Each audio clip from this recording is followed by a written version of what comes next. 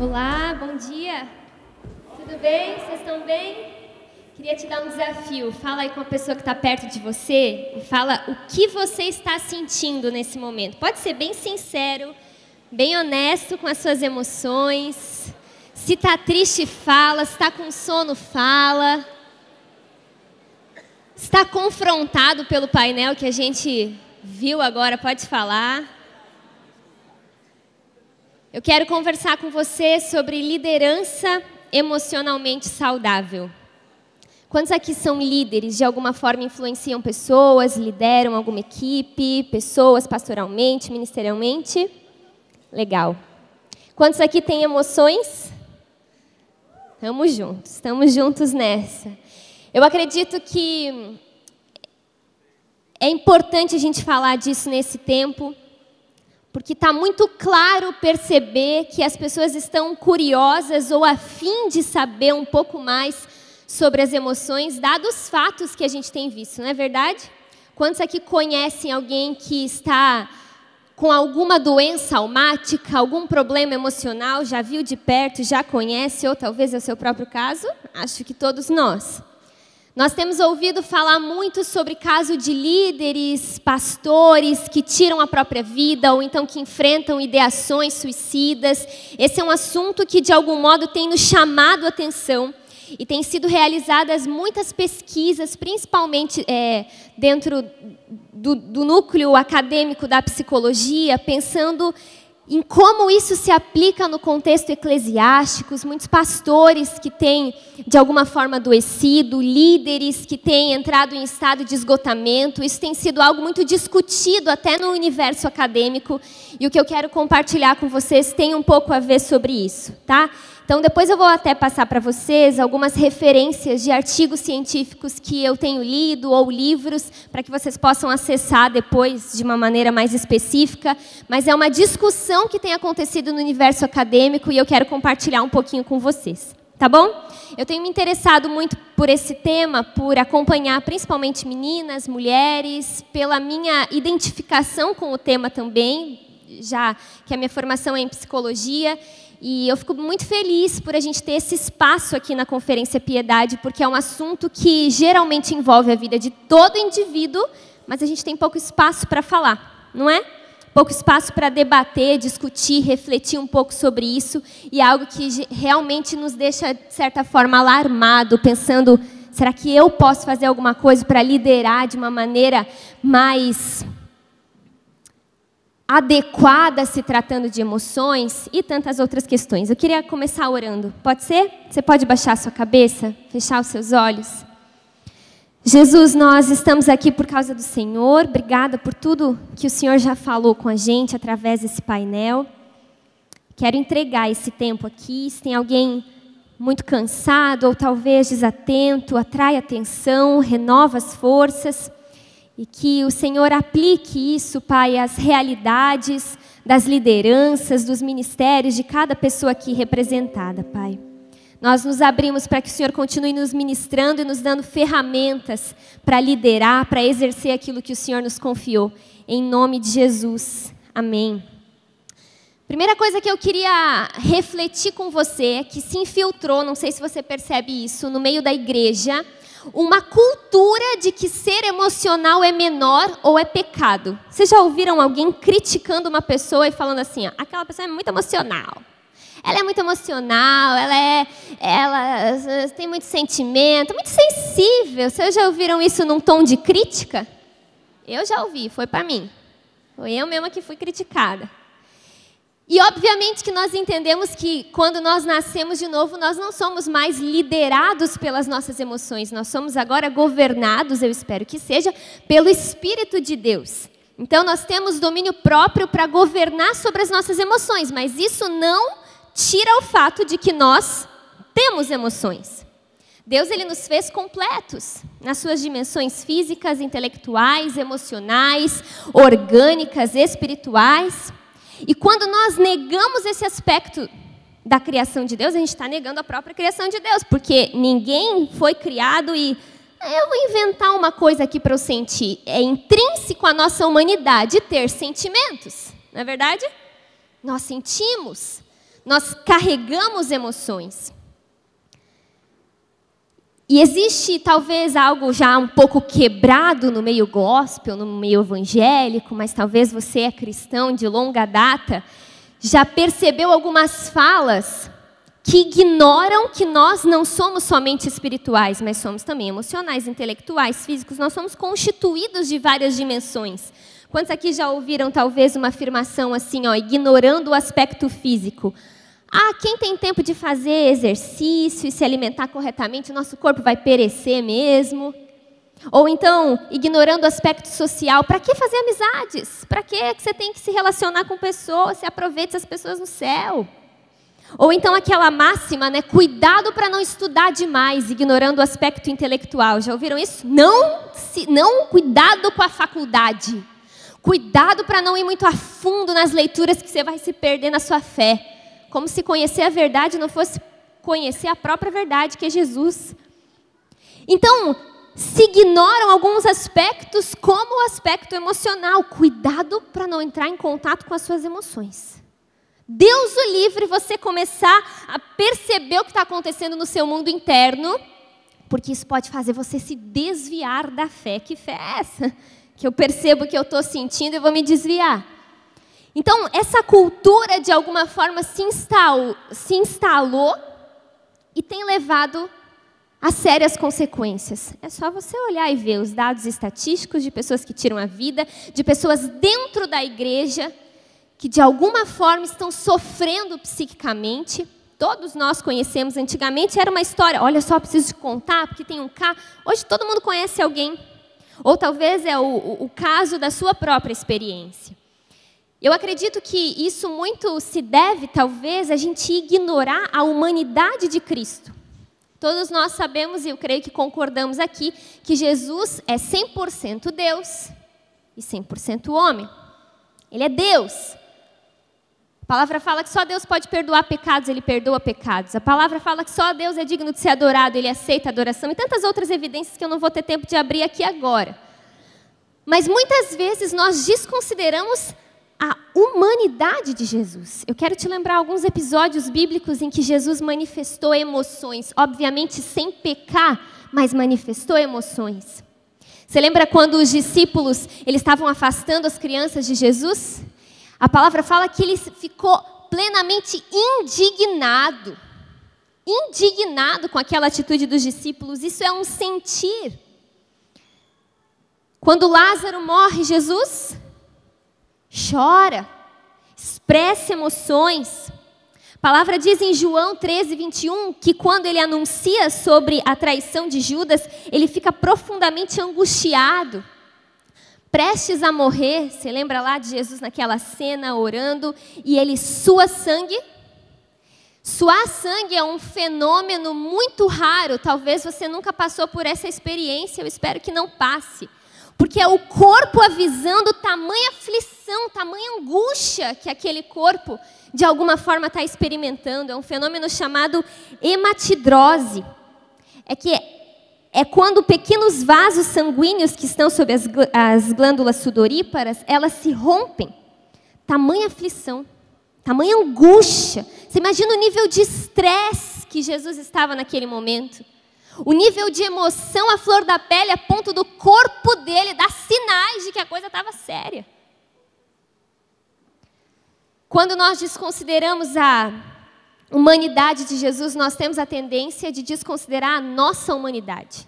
E isso é muito real, principalmente nesse meio de igreja. A gente, às vezes, nem quer tocar nesse assunto, porque parece menos espiritual, parece perigoso. Espera aí. Deus nos fez seres humanos. Não estou vendo nenhuma vaca aqui. Não estou vendo alienígenas, árvores. Nós somos seres humanos. E as emoções, elas dão cor à vida. De algum modo, eu acredito que as emoções, elas são a linguagem da alma. Nossa alma, os nossos sentimentos, os nossos dilemas internos criam voz e se manifestam através das nossas emoções. E hoje o que acontece muito é que existe uma tendência de separação de maturidade espiritual e maturidade emocional. Tem gente que parece muito, vamos usar a palavra que está em alta agora no momento, né? Parece muito piedoso, um líder talentoso, dinâmico, chama a atenção dos seus liderados, consegue conduzir, consegue guiar, mas é uma pessoa extremamente pouco afetiva. Ou outros, talvez, que são super envolvidos com a sua igreja local e servem e lideram, mas vivem na defensiva. Já viu gente assim? Não pode falar uma coisa que ela já está se defendendo. Ela já está respondendo de alguma forma. Será que isso não indica para a gente uma aparência de maturidade espiritual, mas que também tem uma imaturidade emocional escondida aí? Ou gente que assim, ó, é disciplinado para jejuar, para orar, é aquela coisa de louco, assim, que você olha e você fala, meu Deus, eu não sou crente perto dessa pessoa. E ela vive criticando os outros. E ainda usa como desculpa que isso é um dom do discernimento. Julgando as pessoas, como se Deus estivesse falando com ela. Gente que parece maduro espiritualmente, mas cheio de inseguranças emocionais, cheio de dilemas interiores. E eu acredito muito que é impossível separar essas duas coisas. Eu acho engraçado que às vezes nos atendimentos, eu não atendo como psicóloga, eu trabalho integralmente aqui na Onda Dura Joinville. Esse é o 6º ano e eu atendo pessoas, mulheres, meninas, de maneira pastoral. A psicologia foi uma formação que, de algum modo, me trouxe ferramentas, mas eu não atendo como psicóloga aqui, atendo como pastora. E é engraçado que as pessoas elas chegam, né, falam das suas questões, enfim, falam, e aí, Cal, o meu problema é espiritual ou é emocional? Eu quero saber, porque se for espiritual, ora por mim, jejum, Abi, vão fazer alguma coisa aqui. Se for emocional, já me passa o contato de um psiquiatra, psicólogo. Eu só quero saber, emocional ou espiritual. Como se pudesse dividir assim tão fácil. E a gente é formado por uma série de questões. Nós somos constituídos pelas nossas marcas, pelas nossas vivências, pela nossa experiência com Deus, pela nossa relação com a fé, pela nossa espiritualidade, pela nossa alma, por aquilo que sentimos. Você é tudo que tem aí misturado, deu você, surgiu você. Você é constituído de muitas coisas e é meio complicado ficar separando as coisas. Por isso eu acredito muito que não existe uma separação entre saúde emocional e saúde espiritual. De algum modo elas caminham juntas e dialogam. Então, dentro dessa introdução, eu escolhi alguns temas. Talvez você pense, tá, mas o que tem a ver com a maneira como eu vou liderar? Você vai entender. Eu acredito que a maneira como nós lideramos, ela passa por uma compreensão de como nós enxergamos algumas coisas. Eu quero que você saia daqui hoje com a tua mente um pouco mais aberta acerca desse assunto. Primeiro, é importante nós darmos atenção ao que sentimos. Não é errado, não é pecado prestar atenção, perceber aquilo que sentimos. Muitas pessoas acham no meio gospel, né, que retrair sentimentos é virtude, que negar a ira, desprezar a dor, ignorar confusões mentais, evitar dúvidas, fugir da solidão, isso é virtude, é um exercício espiritual. Talvez alguns pensavam assim. Talvez você foi ensinado, passa por cima das suas emoções, coloca um tapete em cima, ignora o que você está sentindo. Obviamente, eu não quero te fazer sair daqui encorajado a ser dominado pelas suas emoções, pelo amor de Deus. Por isso, venha à tarde que eu vou pregar o contraponto disso. Só para a gente se equilibrar. Mas não dá para ignorar o que está acontecendo, porque ignorar o que está acontecendo é ignorar a realidade. E é na realidade, na vulnerabilidade, na honestidade, na sinceridade que nós encontramos a Deus. Então, essa cultura de ignorar o que nós sentimos, ignorar o que de fato está passando no meu mundo interior, é ignorar a realidade. É dar as costas para algo que é verdadeiro. E é o que a gente vê na realidade de muitos líderes. Líderes com as emoções congeladas. Emanuel, Fabinho, os pastores estavam falando sobre implantação de igreja, sobre pastoreio. Quantos aqui são implantadores ou pastores, lideram algum ministério? Você deve saber muito bem que é muita pressão emocional que a gente enfrenta, não é? Um pastor, por exemplo, gente, ao mesmo tempo que de manhã ele apresenta uma criança no culto, à tarde ele está expulsando um demônio do encapetado lá e à noite ele está num velório. Ele começou com uma grande alegria, à noite ele está vivendo um momento de maior tristeza naquela família. É um contraste de emoções dia a dia, rotineiramente. Você sai de uma conversa em que você foi inspirado, em que você ouviu Deus, e você entra para uma sala de atendimento que você só ouve relatos de depressão, de tristeza, e eu não estou dizendo que isso é pesaroso ou é ruim, eu sou apaixonada por isso, mas a realidade é que, peraí, tem um outro ser humano aqui lidando com essas questões. E existe sim um contraste. E a tendência é que muitos líderes congelem as emoções para não tocar no assunto. E não percebe o que está acontecendo na profundidade das suas emoções. Líderes que ignoram e passam daí a representar. Eu acho engraçado isso, porque parece que muitas igrejas estimulam que você represente. Que você seja, de fato, um hipócrita, que você finja que está tudo bem. Você tem que chegar no teu grupo pequeno, na tua célula, e tem que estar tudo bem, porque senão você não orou essa semana, você não leu essa semana. Jejuar, então você nem sabe o que é jejum. Se você não chega bem, empolgado, feliz e alegre, está em pecado. Teve relação com a namorada. Se você não está sempre pleno, feliz, empolgado, está mentindo, vai cair morto, igual Ananias e Safira. É um problema. E aí a gente vai começando a ficar, sabe o quê? Falso. Vou falar uma coisa meio, não sei se eu falo, mas eu vou falar, tá? É uma opinião, não está na Bíblia. Eu acho que o lugar onde tem mais gente falsa é na igreja. É o lugar onde tem as melhores pessoas. Mais piedosas, porque estão sendo transformadas por Jesus. Mas tem muita gente falsa. Quer ver no louvor? Para assistir. As caretas. A pessoa está pensando, será que eu fechei a janela, acho que vai chover? Será que eu tirei as roupas do varal? Mas a cara dela está ali, não deixa queimar. O rosto dela está ali, expressando que ela está plenamente presente. Nós não podemos ignorar o que acontece dentro de nós. A palavra fala em Jeremias 17:9, que o coração é mais enganoso que qualquer coisa e a sua doença é incurável. Quem é capaz de compreendê-lo? Nosso coração é confuso, é enganoso. Quanto mais você tem acesso ao que acontece no seu coração, mais você se assusta, porque você se dá de cara com o seu pecado, com as suas motivações erradas, com as suas cobiças, com os seus desejos. Por isso é difícil parar e olhar para o mundo interior. É muito mais fácil tocar reto. Trabalhar, produzir, construir, fazer, não tocar no assunto. Porque quando eu começo a olhar para o meu mundo interior, as coisas começam a vir à tona. E é preciso coragem para acessar esse mundo interior.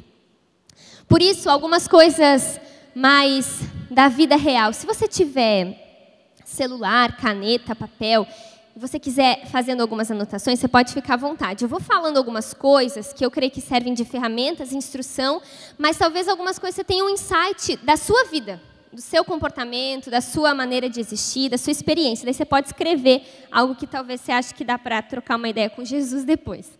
Tá bom? Porque a gente está falando de um assunto que mexe um pouco com a nossa própria existência. Então pode ser que de algum modo isso te afete. Tá bom? Preste atenção aos sinais.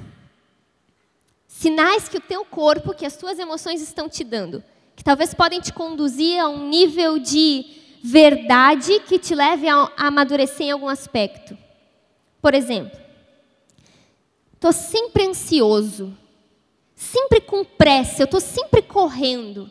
Será que isso quer dizer algo para mim? Eu nunca estou... Já passou esse slide aí, menino? Pode passar. Vai para frente. Passa de novo. De novo. Aí, ó. Aí tem as perguntas para vocês se perguntarem. Eu estou sempre com pressa, eu nunca estou organizado. Eu me maquiando no carro, para mulher, né? Só sei dar exemplo de mulher. Vai sempre pegando as coisas por cima e derruba as coisas no chão e está sempre atrasado. Ou sempre estou fazendo coisas, é difícil encontrar um momento que eu estou parado. Minha mente não consegue se aquietar. Quando eu paro para ficar quieto, uma agonia.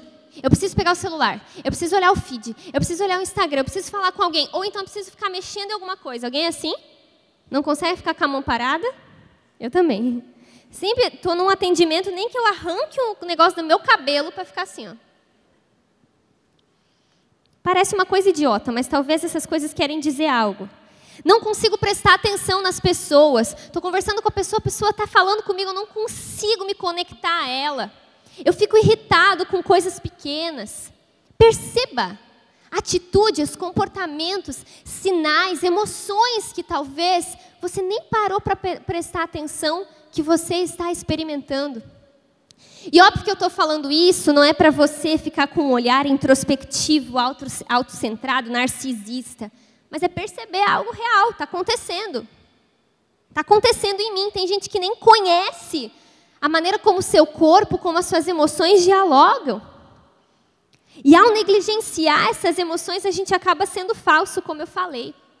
E aí não vive verdadeiramente uma relação, uma conexão com Deus. Porque vai orar é falso. Vai falar com Deus é uma oração linda que poderia ser escrita e publicada num livro. Mas é falso. Você não consegue expressar o que de fato você está pensando. Você não consegue expressar o que de fato você está sentindo porque você está se enganando e não está atento a coisas que realmente estão acontecendo. E outra coisa importante, principalmente para você que tem contato com pessoas, que atende pessoas, que discipula. Eu li uma frase em um dos artigos que eu estava estudando, que eu quero até ler para vocês. Fala assim, ó, é quase impossível penetrar com profundidade nas experiências de vida de outras pessoas sem se dar o trabalho de tomar consciência de nossos sentimentos e ações. Como alguém pode entrar no mundo de outra pessoa se não entrou no seu próprio mundo? Vocês concordam com isso? Como é que você vai, de alguma forma, se conectar com aquele coração, se conectar com aquela pessoa que está machucada, ferida, se você não dá espaço para se conectar com o que você sente, com o que está acontecendo no seu mundo interior? Eu posso dizer pela minha própria experiência, eu me tornei uma pessoa muito mais empática, compassiva, quando eu comecei a perceber o que acontecia no meu mundo interno e me colocar numa postura de vulnerabilidade diante de Deus, não de dureza, de sinceridade. Eu acho que Deus gosta de gente que é gente de verdade. O pastor Davi estava aqui ontem e falou sobre isso. Vocês estavam ontem? Ele falou que... Como é que foi que ele falou? Que, para ele, gente piedosa mesmo é gente normal. Queria levantar, aplaudir e dizer, sou tua fã. Porque isso faz sentido. É gente que não finge. É gente que não assume uma postura que está todo mundo olhando e falando, que mico, não é você. Não é o que você está sentindo de fato.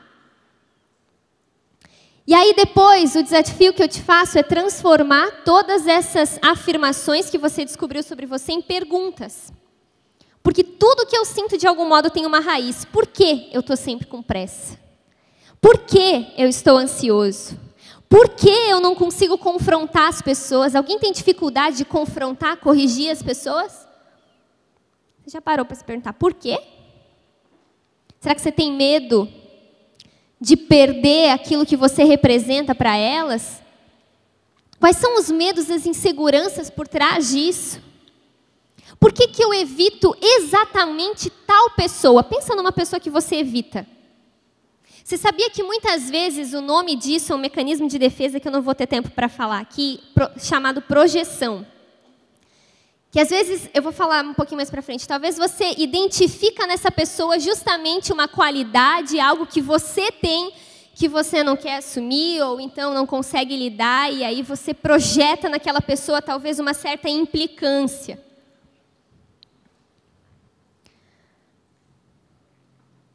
Tudo que sentimos, de algum modo, tem raízes mais profundas, sejam mágoas, cultura familiar, marcas. E às vezes é interessante, sim, que nós voltemos ao passado, Volta um pouco.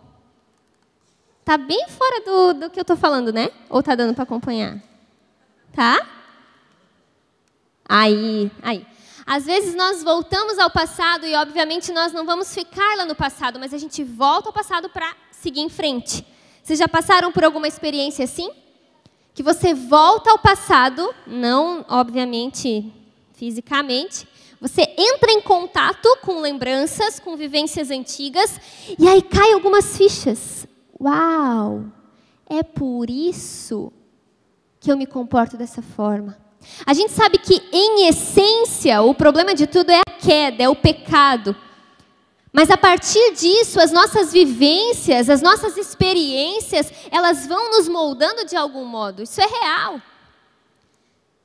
Desde que nos levem a seguir em frente, voltar ao passado, às vezes, fazem algumas chaves cair. Porque daí você vai percebendo que tudo que você sente tem um porquê, tem uma raiz. E aí você acaba criando defesas. Você sabia que todos nós temos um eu, um ego, né? É quem nós realmente somos. E existe um esforço do nosso eu de se proteger. Tentando falar de uma maneira bem simples aqui.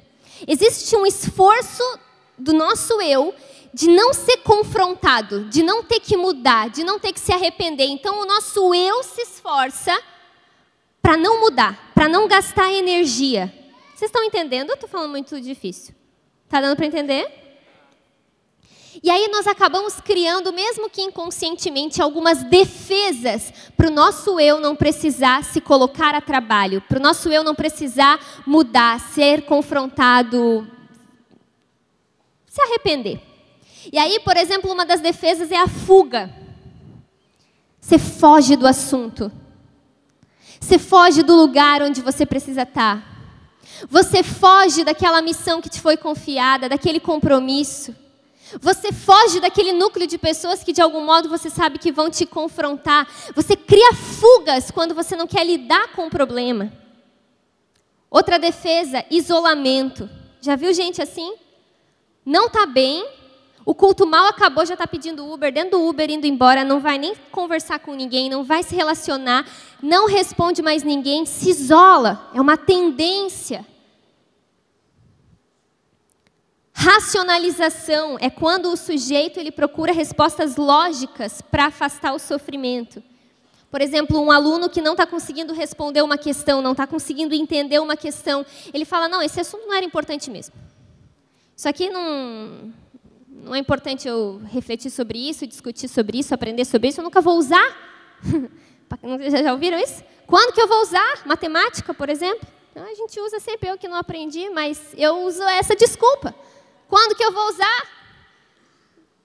Sempre, mas é a minha racionalização me defendendo. Projeção é uma outra defesa, que foi o que eu recém falei, é o ato de você atribuir a outra pessoa sentimentos ou intenções que você recusa em reconhecer em si próprio. E aí você projeta, atribui ao outro. Geralmente, as pessoas que a gente tem mais implicância são as pessoas que, de alguma maneira, a gente se identifica.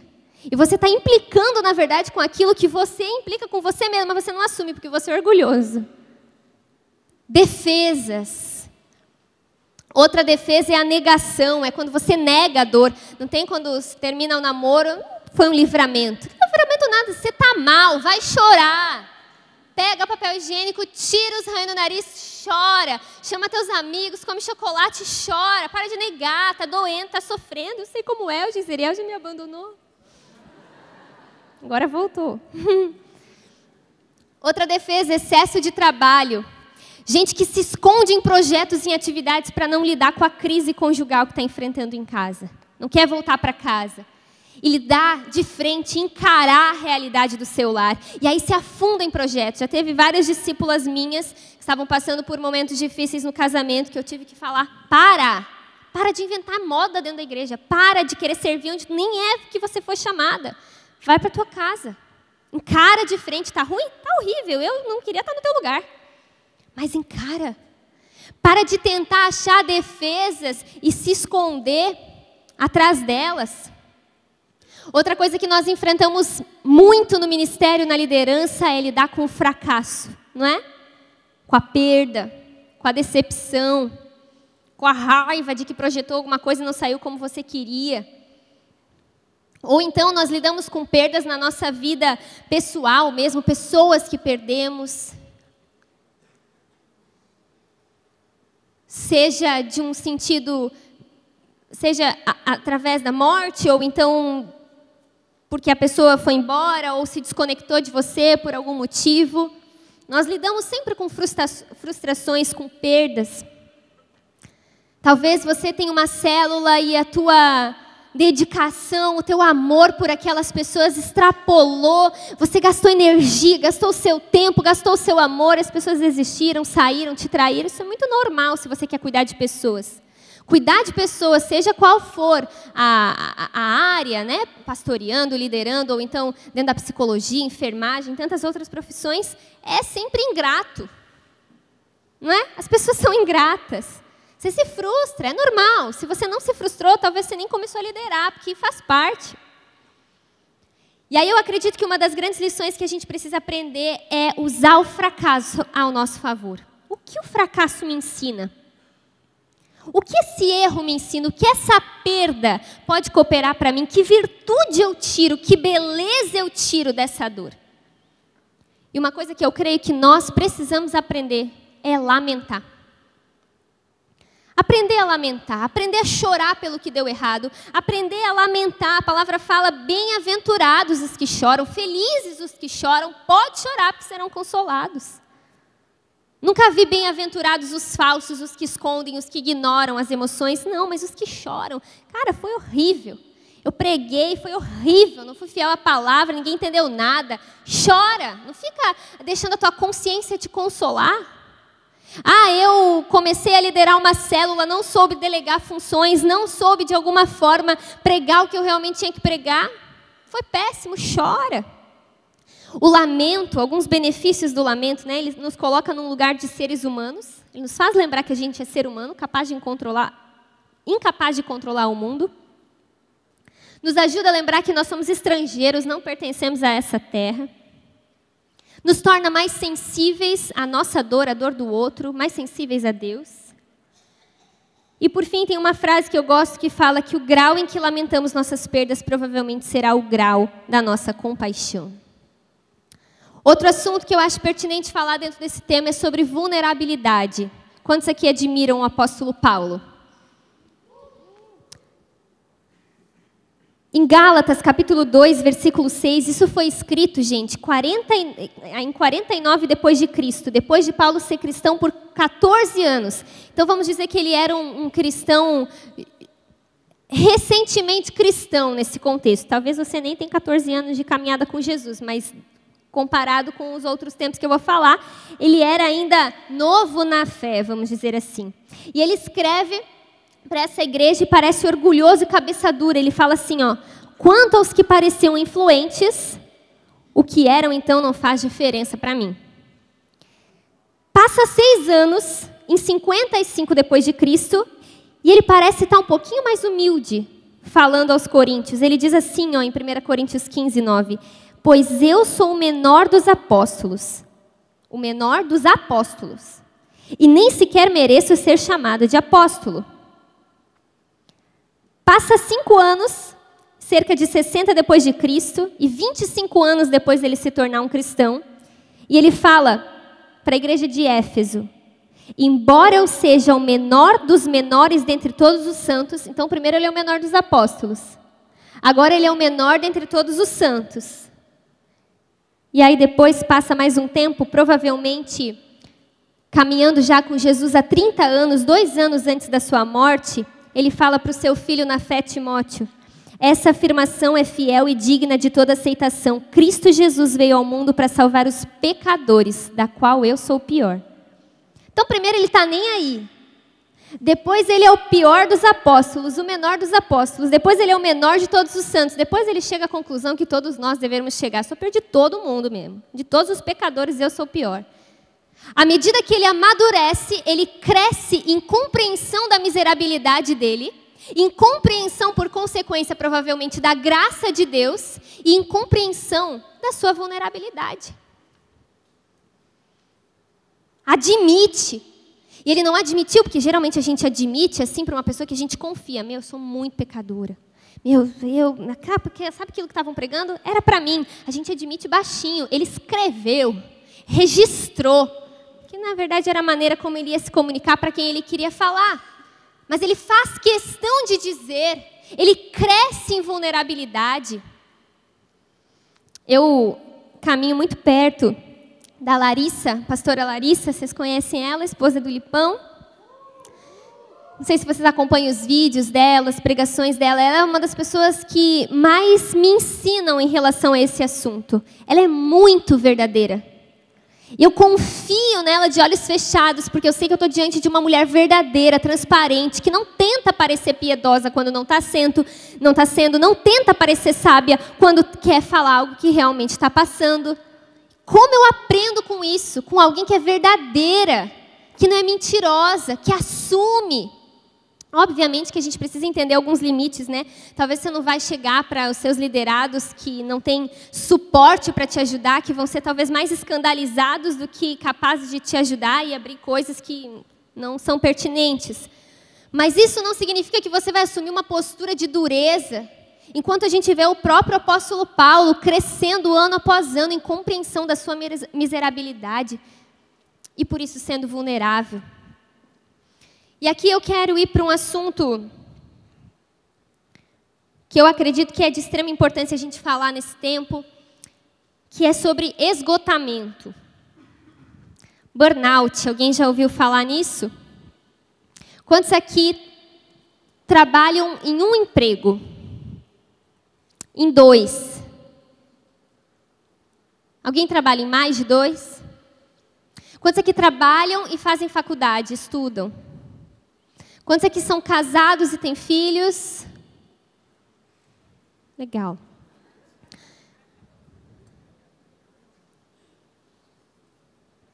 Quero falar desse tema porque eu tenho percebido a extrema importância de a gente falar sobre isso no ambiente eclesiástico, que é sobre esgotamento. O burnout, o esgotamento, ele é uma exaustão emocional, é uma experiência profunda de exaustão. É quando as nossas capacidades naturais ou frequentes de resiliência, de recuperação, de permanecer firmes, de confiança, não são mais suficientes. Acaba a bateria. Acaba a energia. De repente eu me vejo fraco emocionalmente, de repente eu me vejo fraco fisicamente, geralmente por conta de muito trabalho, muitos afazeres. É importante a gente entender que o burnout ele não é um diagnóstico com precisão médica e ele nem deve ser confundido com um colapso mental, mas é um recurso cultural para explicar o que ocorre com aqueles que estão vivendo no limite. Está vivendo no limite, com a força que sobrou. Chegou a um nível de esgotamento tão profundo que começam a aparecer vários sintomas que eu vou compartilhar com você.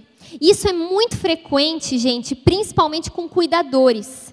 Pessoas que chegam nesse nível de esgotamento geralmente são cuidadores, psicólogos, professores, enfermeiros, pastores, líderes. Por quê? Porque estão em contato com outros e dando energia, oferecendo algo e muitas vezes não estão recebendo para poder dar ou não estão parando para poder se abastecer. Eu vou falar sobre isso. Alguns sintomas, obviamente, eu não quero que ninguém saia daqui com um diagnóstico. Fala isso para a pessoa que está do seu ladinho. Não quero que você ache que a gente está fazendo o seu diagnóstico. Tá? Porque depois vai sobrar para mim. Eu quero contar um pouco para você sobre esgotamento, sobre burnout, mas depois você se vira com isso. Eu não estou dizendo que você tem ou que você não tem. Eu nem te conheço, sei nem o teu nome. Tá bom? Muito cuidado com isso, tá? Ah, pastora, ela falou que eu tenho uma doença. Não falei nada, não falei nada. Estou te contando um pouco sobre isso.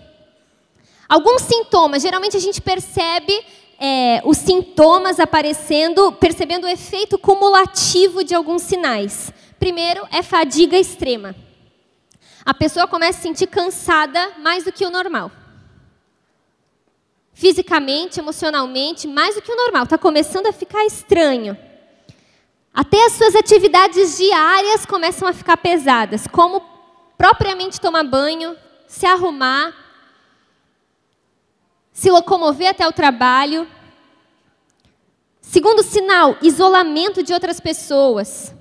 Olha que interessante, a pessoa começa a se isolar porque ela está sem energia para lidar consigo mesma. Como é que ela vai ter energia para lidar com o outro? Então, na verdade, é uma maneira inconsciente até de reservar energia para eu lidar com as minhas questões. E aí ela começa a se isolar de relacionamentos. Outra coisa muito perceptível é a impaciência, a irritabilidade. Eu acho que eu não cheguei num nível de burnout, mas eu cheguei, acho que final do ano passado, num nível de esgotamento, que eu não sei dizer em qual porcentagem, mas eu estava esgotada. Eu concluí a faculdade, acho que faz 1 ano, 2 anos. Estou perdida. Eu só sei que o meu casamento está chegando, o resto eu esqueci. Brincadeira. Mas faz 1 ou 2 anos, quem sabe pode me ajudar? Faz um pouco de tempo aí. E eu conciliei o curso de psicologia com as demandas na liderança pastoral, ministerial aqui na Onda. Eu dormia muito pouco, tinha noites que eu dormia 2 horas, 3 horas, porque era muito difícil conciliar as duas coisas. E eu não achava que era correto, de alguma forma eu me sentia culpada por descansar. Eu tinha medo, por exemplo, de estar no shopping, tendo um tempo com as minhas amigas, e passar alguém da Onda e olhar e falar, meu Deus, o que ela está fazendo? Que ela não está ou estudando, ou lá na Onda atendendo as pessoas.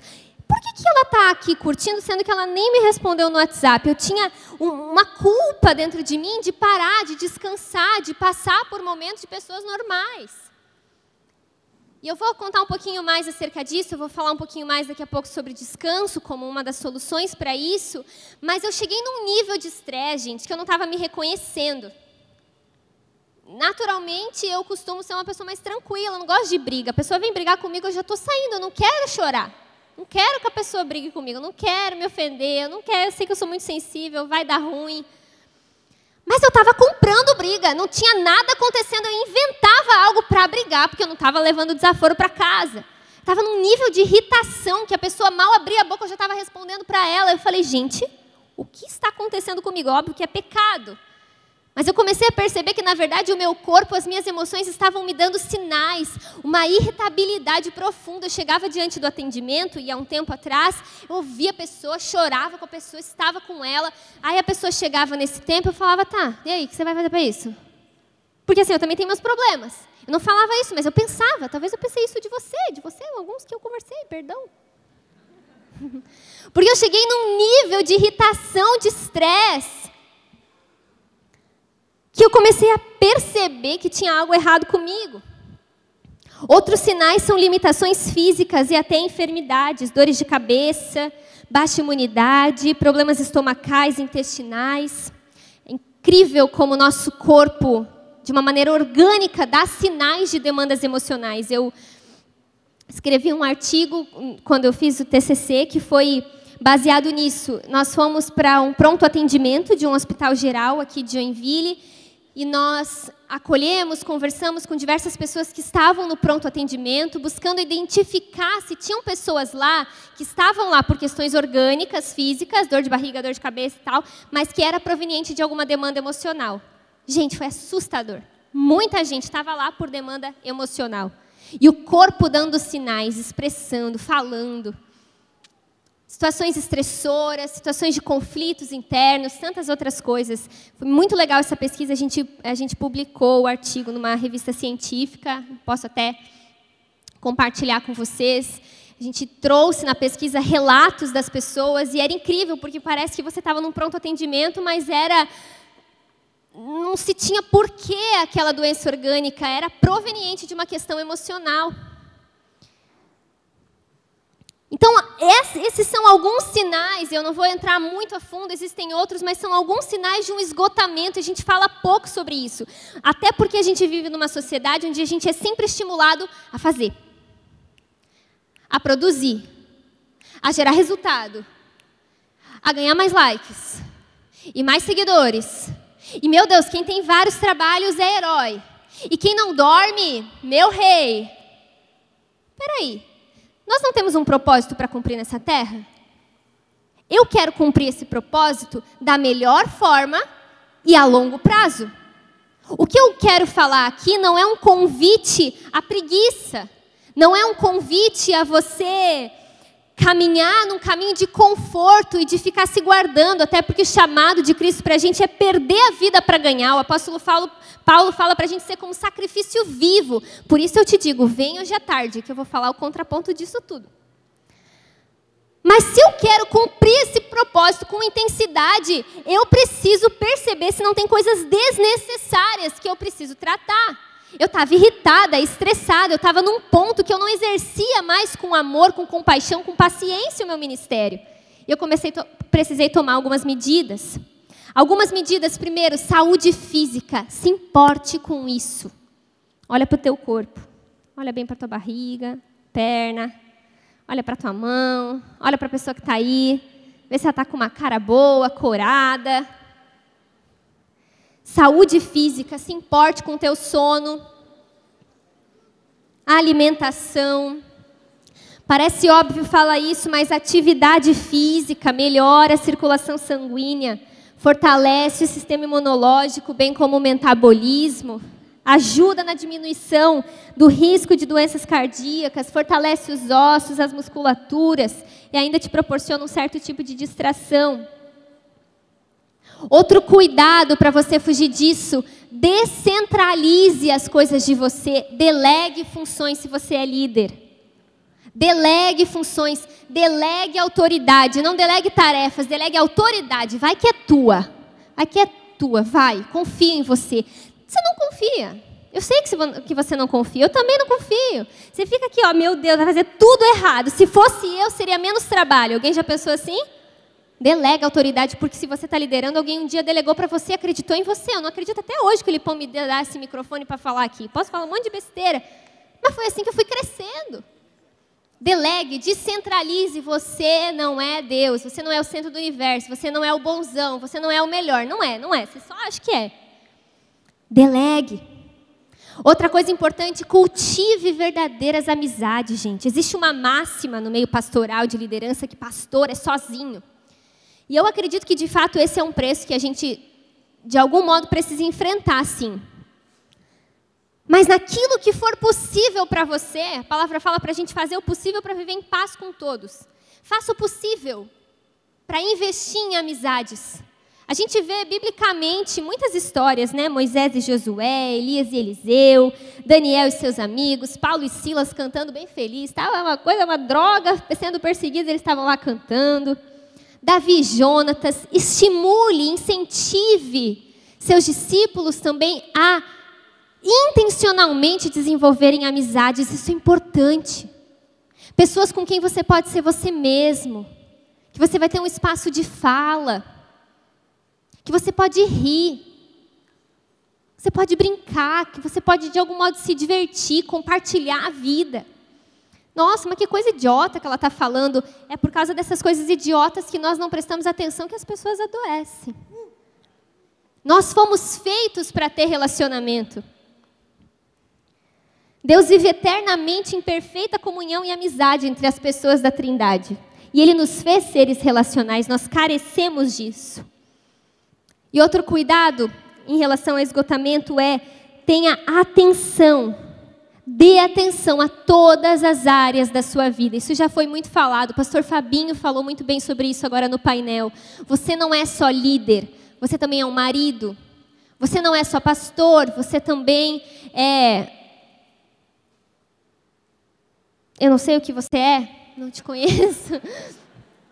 Você não é só alguém que faz, que exerce um ministério. Provavelmente existem outras áreas, família, casamento, profissão, estudos. Não seja um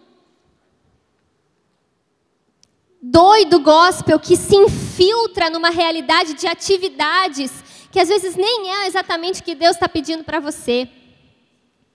E aí eu quero, para não ficar nenhuma confusão, existe um paralelo que a gente precisa compreender entre sacrifício e esgotamento. Hoje à tarde eu vou falar muito sobre isso, sobre entrega extravagante, sobre doação. Eu quero viver a minha vida para queimar por Jesus, para servir, eu não quero ficar medindo a minha entrega.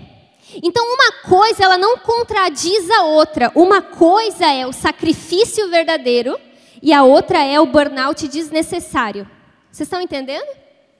Uma coisa é uma entrega, uma doação real, genuína, daquele que quer ser sacrifício vivo, que perde a vida, que vive por um propósito. Nós devemos viver dessa forma. Outra coisa é um esgotamento burro.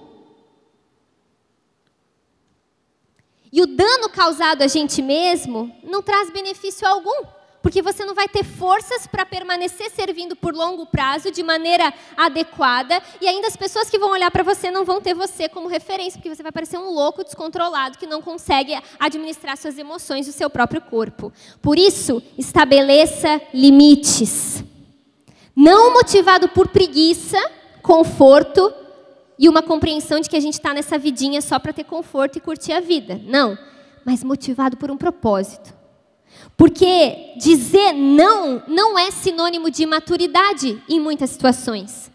Pelo contrário, quem não diz não para algumas coisas não vai poder dizer sim para o que realmente importa. Então estabeleça limites de tempo. Deixa eu te dizer um segredo sobre os teus pastores, os teus líderes, tá? Sempre vão estar procurando novos voluntários na tua igreja, tá? Sempre vão estar atrás de novos líderes. Jesus mesmo ensinou os discípulos a orarem por trabalhadores, ou seja, está difícil. As pessoas não querem se disponibilizar a servir. O Bruno está se escondendo ali, ele está pensando, tomara que não tenha ninguém de Itajaí aqui. Mas tem, não tem? Eita, que decepção, Bruno Colonetti! Brincadeira, eles devem estar muito concentrados, por isso eles não falaram nada. Sempre vai ter gente estimulando você a servir. É você quem precisa compreender o seu limite baseado naquilo que você sabe que precisa fazer e onde você precisa estar. Para que você não se atole de atividades e não concentre atenção naquilo que de fato Deus te chamou. Entenda limites de personalidades, de habilidades. Tem gente que quer porque quer dançar no louvor. Já viram isso em igrejas? Meu sonho é ministrar no louvor, dança profética. Você não nasceu para isso. Você não sabe fazer isso. Você não tem técnica. Procura outro serviço para você. A igreja tem vários banheiros para limpar, cadeira para colocar, tem outras coisas. Mas se essa não é a tua habilidade, não força a barra que fica feio demais. Eu sinto que Deus me chamou para cantar. Se essa não é a tua habilidade, faz um favor para a gente que quer adorar a Deus.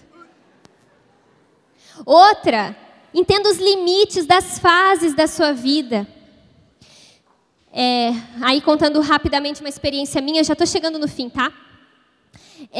Eu sempre fui essa pessoa que achava virtude estar sempre correndo, até que Deus acabou comigo e começou a me ensinar o valor do descanso, o valor de parar, o valor de, enfim, ser madura, né? Não uma adolescente idiota que fica correndo achando que está tudo certo. E esse ano, eu pensei, né? Começou o ano, sabia que esse seria o ano do meu casamento, e eu pensei, olha, é só mais um ano. Eu vou continuar me atolando de atendimento, visitar GP, abrir GP, porque eu nasci para isso, esse é o meu propósito. E eu comecei a entender muito claramente de Deus que essa é uma fase única da minha vida. E, obviamente, eu não vou tirar o meu nível de compreensão de propósito, amar pessoas, eu vivo para isso. Mas eu aprendi e eu entendi que eu preciso desfrutar dessa área da minha vida, desse momento da minha vida, que demorou para chegar. E que eu vou ensinar também as minhas ovelhas. De algum modo, eu vou viver coisas com o Senhor que eu vou poder oferecer, contribuir, servir pessoas com essa experiência que eu estou passando. É uma fase única da minha vida. E nós precisamos entender esses limites de que momento eu estou vivendo. Se eu estou no tempo de gerar filhos, se eu estou no tempo da faculdade, se eu estou em que tempo eu estou. E isso eu não estou te convidando a largar todas as coisas porque você está passando por um tempo específico. Eu estou te convidando a pedir a Deus sabedoria para perceber até onde você pode ir, não motivado por preguiça, mas por sabedoria, por prudência, para que não seja um esgotamento desnecessário. E, obviamente, existem alguns limites que a gente precisa romper em fé também. E aí você vai ter que se entender com Deus. Quais são as coisas que você vai dizer não, quais são as coisas que você vai dizer sim e confiar em Deus. Aí é problema teu. Mas também existem limites que a gente precisa romper em fé. Lembre da importância do descanso, o princípio sabático. O sábado bíblico é um bloco de tempo de 24 horas, na qual a gente para, desfruta do descanso, pratica o deleite, contempla a Deus. Essa parte em especial eu peguei do livro Líderes Emocionalmente Saudáveis. Depois eu vou passar as referências, tem vários artigos e livros que eu estudei para compartilhar com vocês, mas essa parte em especial está nesse livro, que ele fala muito sobre a importância do descanso. O ritmo do mundo é trabalho, trabalho, trabalho, trabalho, trabalho. Uma semana de férias. Que nas férias você faz o quê? Você aproveita para fazer tudo que você não conseguiu fazer. Você vai no médico, você limpa o guarda-roupa. Não é férias. E o ritmo estabelecido por Deus, vamos dizer assim, o ritmo sagrado, entre aspas, é trabalho, descanso. Trabalho, descanso. É necessário, é bíblico, é importante, é fundamental descansar. Parar. Se você já não faz nada na sua vida, tapa os seus ouvidos, tá bom? Estou falando aqui com gente que vive por um propósito, que trabalha, que realmente não está motivado por preguiça. E as pessoas têm muitas desculpas. Eu não consigo ter um dia na minha semana, eu não consigo ter um tempo. Porque eu tenho filhos, porque eu faço faculdade. Na verdade, nós achamos desculpas para não descansar. Nós temos medo de parar, reduzir o ritmo e perceber o que está dentro da gente. E também porque muitas vezes o nosso ego ele está arraigado ao nosso desempenho. Então, a gente tem uma compreensão errada da nossa identidade. Pode perceber, quando você vai conhecer alguém, você não pergunta, geralmente, então me conta, Chico, um pouco de você, sua personalidade e tal. Eu sei que você é pastor da Onda Dura lá em Novo Hamburgo, mas fala um pouquinho de você, como é que é o teu relacionamento com a tua esposa. A gente pergunta, o que você faz? Não é? Essa é a pergunta, porque isso parece o que define as pessoas. Eu sou médico, eu sou arquiteto, eu sou... O que você faz? Então, muitas vezes, quando eu paro, parece que eu deixei de ser alguém, ou eu deixo de ser importante, ou eu me torno menos aceito.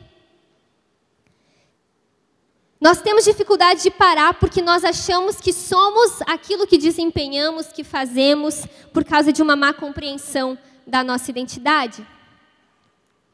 Como realmente praticar o sábado? Primeira coisa, parar. Repita isso, parar. Deixar de lado a ilusão de que você é indispensável para o funcionamento do mundo. A igreja não vai morrer se você parar um dia. A sua célula não vai morrer se você tirar um dia de descanso. Sabe por quê? Você não é Deus. Você não é nada. Você é um ser humano. Descansar. Segundo ponto. Repita, descansar. E aí é descansar tanto do trabalho remunerado quanto do não remunerado. Eu fazia isso. Eu tinha um tempo livre. O que eu ia fazer? No mercado, pagar as contas, limpar a casa, tirar tudo do guarda-roupa, arrumar tudo, que me dá uma agonia, ver tudo bagunçado. Isso é trabalho. A gente não para. Quando a gente para, a gente acha coisa para fazer. A gente limpa o banheiro. Talvez não é o teu caso. É importante parar, descansar. Terceiro ponto, deleitar-se. Repita, deleitar-se. Deus, Ele cria todas as coisas e Ele para curtir, avaliar, elogiar o que Ele mesmo criou. Tem gente que não sabe o que gosta de fazer. O que você gosta de fazer? Eu gosto de ir para a Disney, não tem dinheiro. Você vai ter que achar outra coisa. Tomar um bom suco de uva.